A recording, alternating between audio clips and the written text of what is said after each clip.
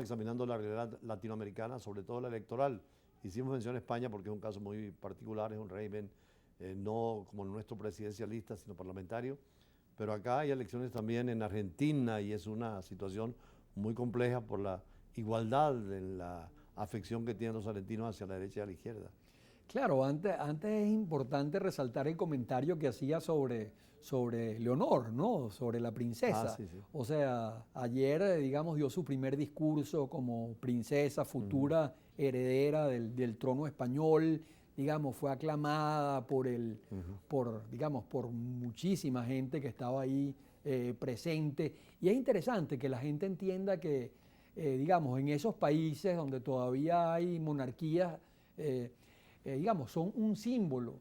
Y además son monarquías constitucionales. Sí, Juró en la Constitución. exacto, juró frente a la Constitución y en esa línea dio sus palabras y sus discursos a favor de lo que ella simboliza.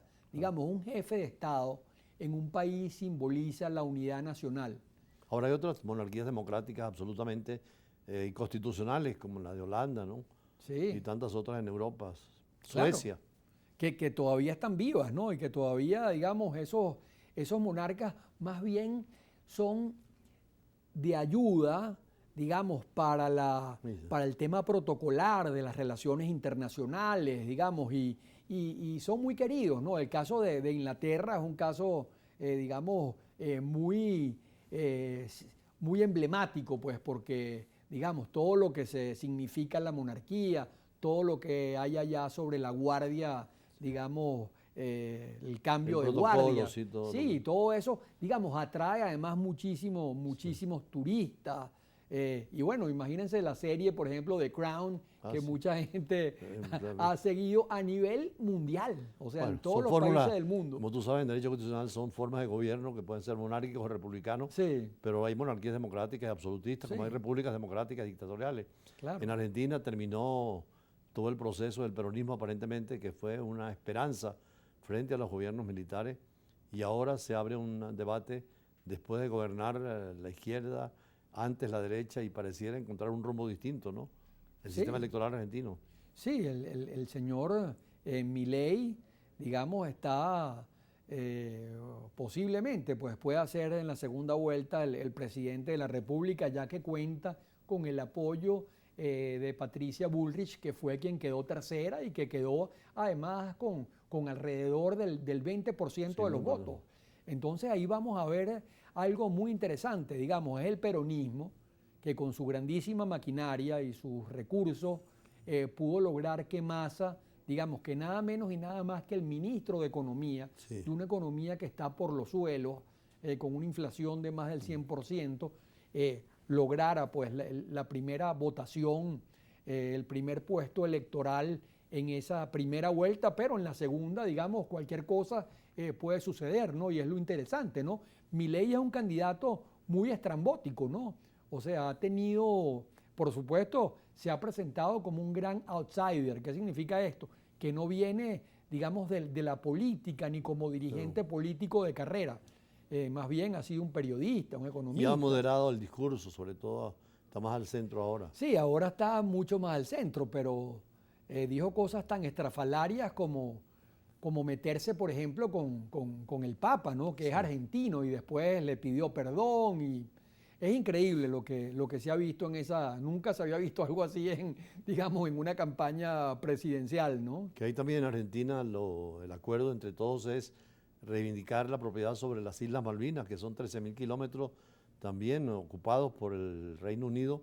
Y tú hablabas de la monarquía, que en esa época imperial aprovechó de tomar terreno en todas partes. Y aquí en la Guyana se lo adquirió de los holandeses y ya se han quedado queriendo entrar hasta el fondo de Venezuela. Afortunadamente tenemos el acuerdo de Ginebra para discutir entre las dos partes, antes con Inglaterra y ahora con Guyana. ¿Cómo es ese problema? Sí, digamos, hablando del Reino Unido o de Inglaterra, Gran Bretaña, como lo quiera llamar, ¿no? Uno diría que, digamos, Inglaterra fue la potencia colonial más grande en la historia de la humanidad. O sea, dominó más de 80 países o conquistó más de 80 países, colonizó más de 80 países. Buena parte en África, en todo lo que es, digamos, los territorios árabes. Bueno, hasta aquí, pues, o sea, llegaron hasta meterse, bueno, Trinidad y Tobago era parte, evidentemente, de Venezuela. Sí. Y, digamos, al final terminó cediendo la España a Inglaterra y se quedó como inglesa, ¿no? Y luego se independizó, por supuesto. Pero es un poco lo que pasa con el territorio Esequibo. Además, siempre, digamos, penetrando a través de la fuerza, ¿no? Y no del derecho, ¿no? Y a Venezuela le asiste el principio del utis possidetis iuris, Claro. que es un principio importantísimo en Latinoamérica, que significa lo que has poseído es lo que poseerás. O sea que claramente significa, lo decía embajador muy bien al principio del programa, señalando precisamente que estos territorios siempre han estado dentro de la Constitución venezolana. Claro.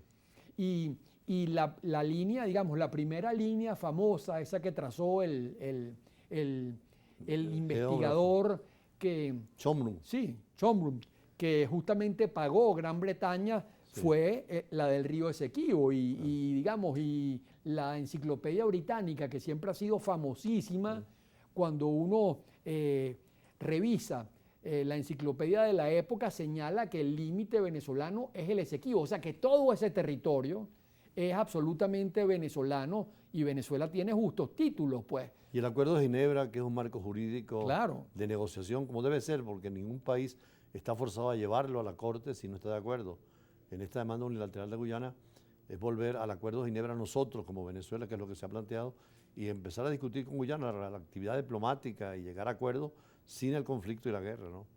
Claro, y digamos, el Acuerdo de Ginebra es muy importante porque el Acuerdo de Ginebra dejó sin efecto justamente el laudo arbitral de París de 1899, señalando que eso se decidiría fundamentalmente de mutuo acuerdo entre las partes o si no, con algún otro mecanismo, pues, por ejemplo, en las Naciones Unidas.